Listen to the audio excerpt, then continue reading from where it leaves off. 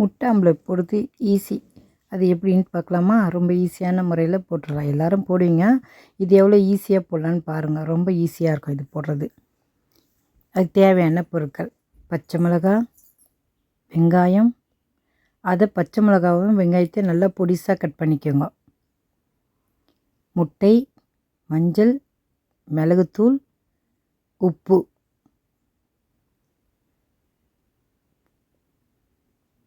ஒரு பாத்திரத்தில் எண்ணெய் ஊற்றிடுங்க. ஒரு கடாயில் எண்ணெய் ஊற்றிட்டு வெங்காயமும் பச்சை மிளகாவும் பொடிசாக கட் பண்ணி வச்சுருக்க அதை எடுத்து சேர்த்துருங்க. அந்த எண்ணெயில் ரெண்டே வதக்கு தான், இந்த மாதிரி வதக்கிடுங்க. மிளகுத்தூள், உப்பு, மஞ்சத்தூள் மூணையும் சேர்த்து நல்லா வதக்கிடுங்க. வெங்காயம் ரொம்ப வதங்க வேணாம், சும்மா லைட்டாக வதங்கினா போதும். இப்போ எல்லாத்தையும் சேர்த்து வதக்கிட்டு இறக்கிடுங்க.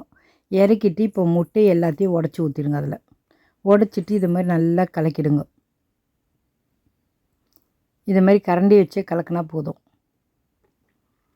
இந்த மாதிரி நல்லா கலக்கிட்டு ஒரு ஓரமாக எடுத்து வச்சுருங்க.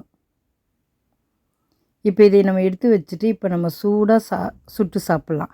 யார் சாப்பாட்டுக்கு வராங்களோ அப்பப்போ ஒன்று ஒன்று ஊற்றி கொடுத்துடலாம். இப்போ இதுக்கு மாதிரி கலக்கி வச்சிட்டோமா? இப்போ நம்ம ஒரு கடாய் வச்சுட்டு சாப்பாடு போட்டு வைக்கும்போது இதை மாதிரி ஊற்றி ஊற்றி ஒன்று ஒன்றா வச்சிடலாம். சூடாகவும் சாப்பிட்டா மாதிரி இருக்கும், டக்கு டக்குன்னு வெந்துடும். இது பாருங்க, ஒரு சைடு ஊற்றிட்டு இன்னொரு சைடு திருப்பி போட்டுருங்க. இது சாப்பிட ரொம்ப நல்லாயிருக்கும் சாப்பாட்டுக்கு. இது காரக்குழம்பு சாப்பாடு போட்டுன்னு இதை ஊற்றி வச்சு சாப்பிட்டு பாருங்கள், ரொம்ப நல்லாயிருக்கும் சாப்பிட்றதுக்கு. பார்க்கும்போதே சாப்பிடும். ரொம்ப ஈஸியான முறையில் டக்கு டக்குன்னு செஞ்சிடலாம். இதை மாதிரி வெங்காயம்லாம் கலக்கி வச்சிட்டோம்னா வேணும்னும் போது நம்ம ஊற்றிக்கலாம்.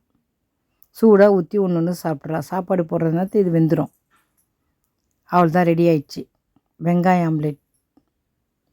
சாப்பிட்டு பார்த்துட்டு எப்படி இருக்குன்னு சொல்லுங்கள். நீங்களும் இதேமாரி செஞ்சு பாருங்கள், ரொம்ப நல்லாயிருக்கும்.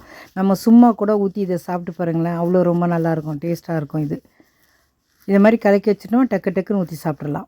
லைக் பண்ணுங்கள், ஷேர் பண்ணுங்கள், மறக்காமல் நம்ம சேனலுக்கு சப்ஸ்கிரைப் பண்ணுங்கள். தேங்க்ஸ் ஃபார் வாட்சிங்.